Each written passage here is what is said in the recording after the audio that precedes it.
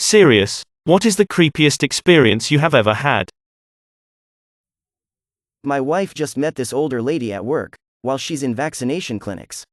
The lady is a nurse, my wife is a bylaw officer who is helping out there.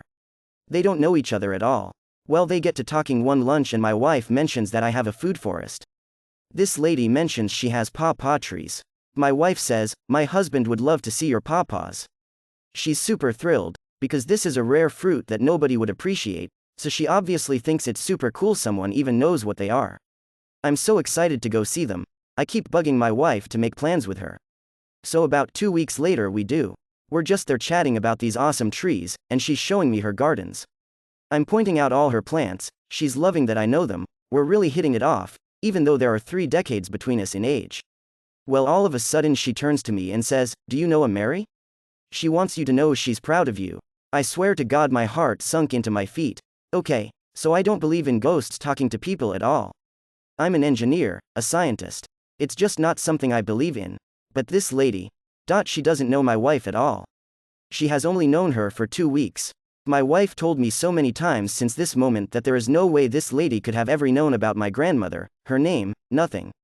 My wife and this lady barely ever talked, just the one time at lunch, and she never came up. My wife never talks about my grandmother at work. My grandmother Mary is why I started gardening. She was the heart of our family.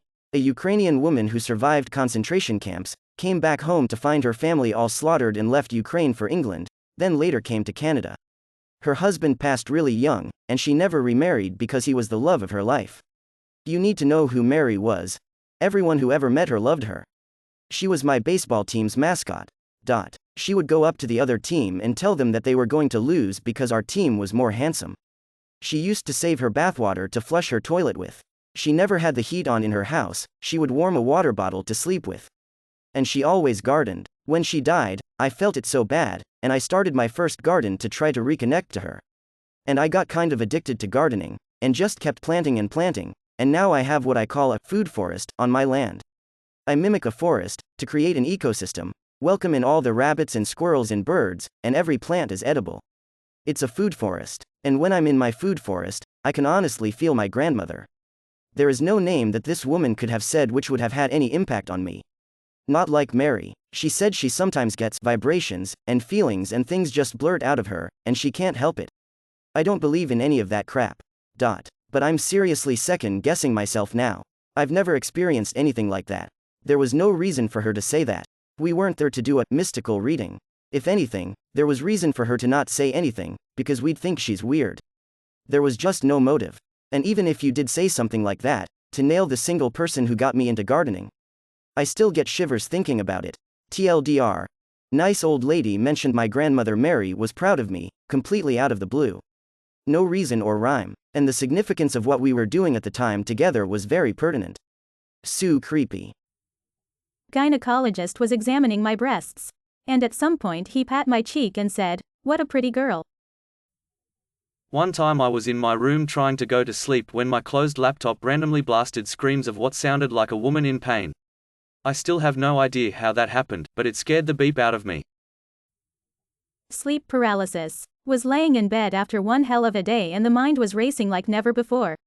Eventually, the body fell asleep but the brain didn't, or however the beep it works.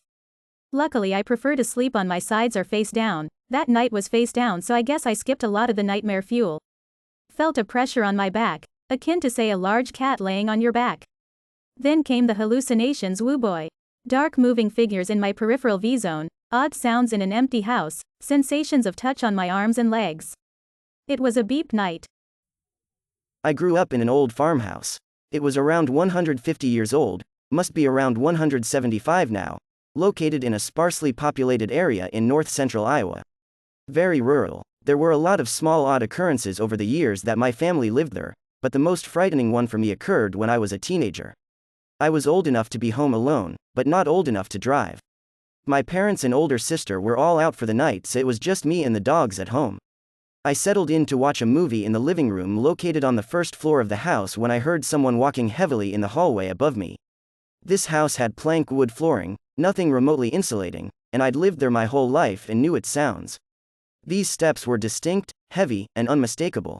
I knew I was the only person home and the house was miles from the closest neighbor, let alone town.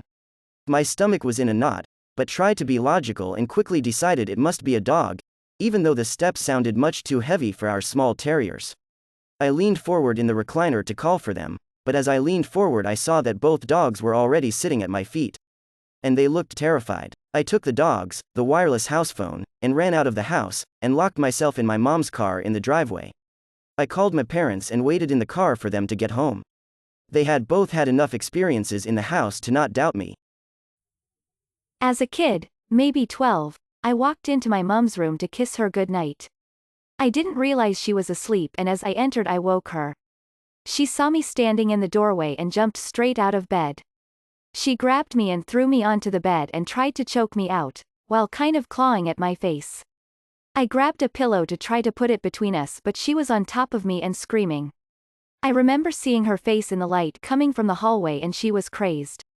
I kept screaming at her, "It's me. It's me," but she wouldn't stop. Somehow I got out from under her and I ran out into the lounge room where my dad was stood up, about to see what was going on. I grabbed him and threw him between me and my mum, who was right behind me and still clawing at my face. He grabbed her and bear hugged her, while her arms reached out over his shoulders, still clawing at me. I don't know how, but she woke up, and immediately started crying, really sobbing, and apologizing. She said she was stuck in some sort of not quite asleep, not quite awake state, and when I stood in the doorway all she could see was that I was wearing her face, and she felt she had to get it off me. We stayed up all night crying, and I still won't walk in a room if someone is asleep. I was at home alone with my dogs and one of them wouldn't stop barking. She had a shrill, piercing bark. Suddenly a man's voice yells, "Shut up." I was on the phone with my mom at the time and she asked, "Who's there with you?" I said no one. I don't know what that was. She told me to GTFO immediately. I figure the only person who died while living in the house was my grandpa and I can't blame his ghost. That dog was being super annoying. Clearly hearing a voice say my name while I was home alone. Woke up one time hearing my strings of my guitar playing. Went to visit a friend since I had moved away. We were hanging out in the bathroom and I saw her brother walk by and down the stairs. Couple minutes passed and I asked if her brother was off. She said no, he's at work right now. I told her no, I just saw him passed by us and he was wearing his sweatpants. He was in fact at work. When he got home the first thing he said was, "You can see it too." His room was the only room that was ice cold. His mom ran sage through the house and after that his room went back to being warm. His parents or sister would never see this figure, but I did. When I was 11, I'm female, I went to the county fair with my family. There were a bunch of carnies there, drug-addicted people who were frequently on the road, who operated the rides. There was this really creepy-looking dude that worked one of the rides I went on. He asked me if I wanted to go on a special ride with him and he could take me on a VIP ride over by the edge of the fair. I was terrified and afraid of how to respond. He then asked my parents if it was okay with them and luckily they said no, but honestly WTF. IDK if I should read on. Creeped TF out now. May your day be filled with joy and happiness. And please remember to subscribe to Upvote for the best quality content every day.